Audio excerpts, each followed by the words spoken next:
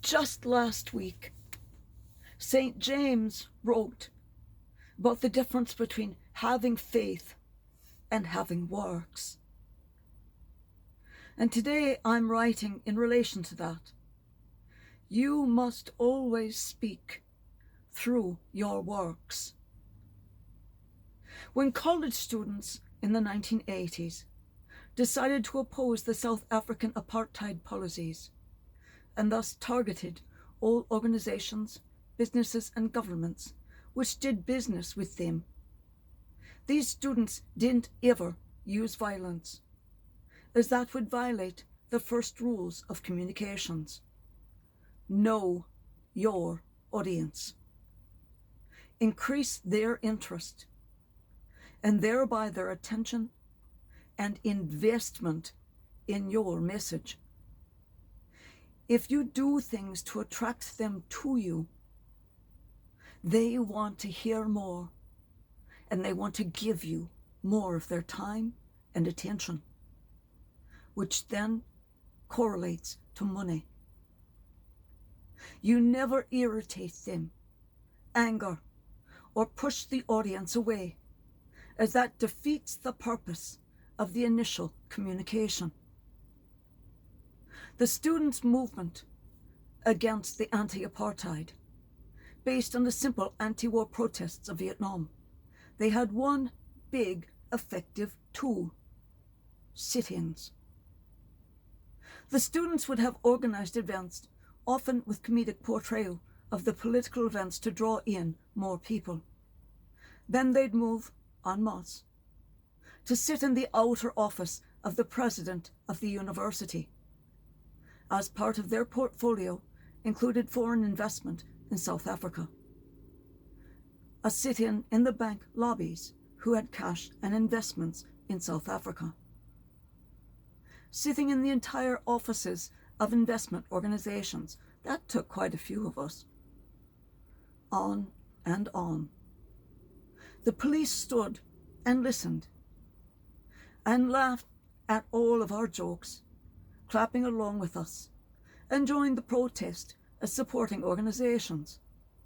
Same with the State Patrol. Same with every organization sent to, quote-unquote, guard us. We were never destructive. We were never damaging to any property. We were clean. We protected the property under which we were allowed in. The worst article written about us was when an unaffiliated group held an unauthorized sit-in and left a mess. Some from our group, inside our university, went over and apologized. We fixed everything. We cleaned the entire office suite, an ensuite bathroom, inner and outer offices, and the 2 attached conference rooms. And then we went back each day for a week to do the same, so as to show what happened to you. This isn't our group's values, but we make reparations because they acted under our name, and that is our value. We stand up for the values of our country. But if someone uses our name, we clean up their mess. That bank divested of all assets of South Africa the following week. No protest or march ever interfered with another's life through assault, threat of death, damage of their property. No protest ever interfered with another's freedom of movement by blocking roads, blocking access to buildings, etc., or damaged another's property, vandalism, deliberate property destruction, looting, arson, theft. For they will never succeed in changing minds or prepared communication. That isn't communicating, it is coercive, and it has failed in every city, at every use. Why not use the proven methods of the Civil Rights era, the Vietnam War, and the protests of our lifetime that involve the world, the divestment of all outside investment into South Africa. That is the only reason the world changed South Africa from the outside. Black Lives Matters it all. They don't listen. They use the same violence of the KKK, of the white supremacists, and the groups which are, they say, antithetical to them. But we now know that they are behaving, looking, and acting identical to them in every way. The KKK, the white supremacists, et al., want to separate the blacks out. Funny, that's what Black Lives Matters wants too. Makes you wonder, who is in charge? There's nothing to distinguish BLM from the KKK or any of the white nationalist racial hate groups, except you fight for the blacks and they fight against them. But you're both fighting to separate out the groups.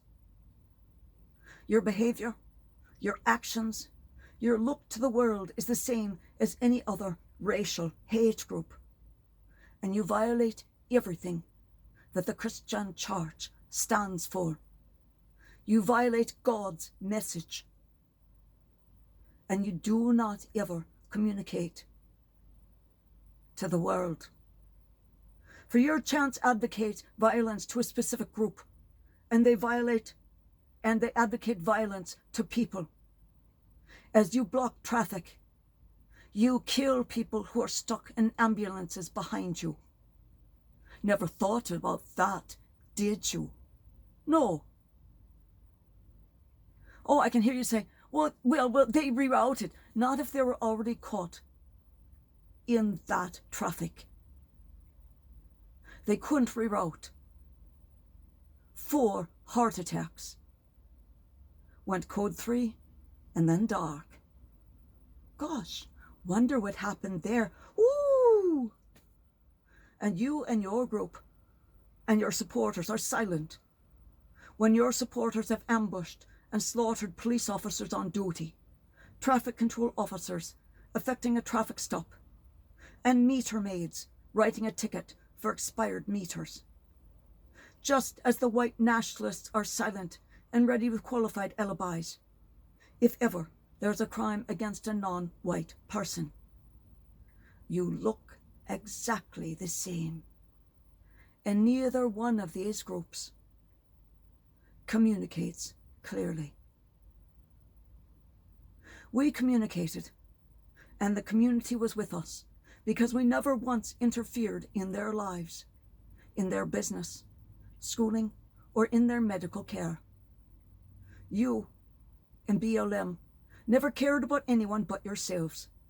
You never listened to anyone but yourselves. You only wished to pontificate and stomp your feet around. But you never wish to listen and learn.